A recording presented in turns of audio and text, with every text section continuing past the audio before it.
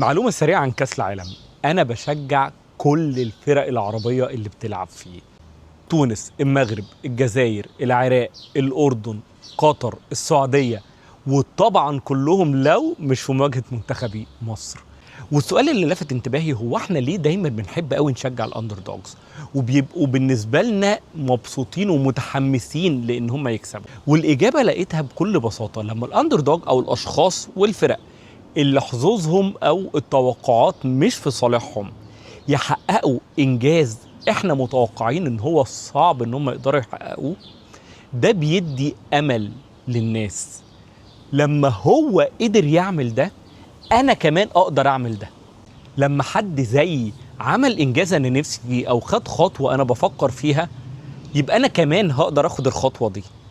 ولما فريق عربي يبقى هو اللي بيحقق الانجازات دي وهو اللي بيكسب ومش فريق واحد دول اتنين وان شاء الله يبقوا التمانية بيعملوا ده، ده مش بس بيدينا نوع من انواع الامل، ده كمان بيدينا فخر ان واحد مننا قدر يحقق حاجة كلنا نفسنا فيها. ولو انت فاكر ان قصة الاندر دوج دي بعيدة عن مجال مهنتك ايا كان هو ايه، ارجع كده افتكر تاني.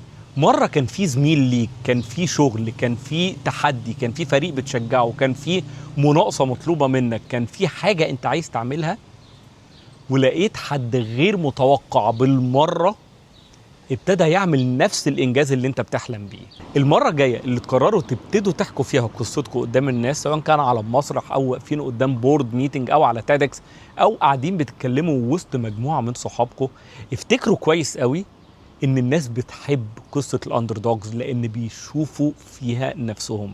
والقصة الناجحة مش اللي بتنقل معلومات بس، القصة الناجحة هي اللي بتاخد الشخص من ان هو شايف القصة اللي بتتحكي لانه عايش القصة اللي بتتحكي وبيقول انا كمان اقدر.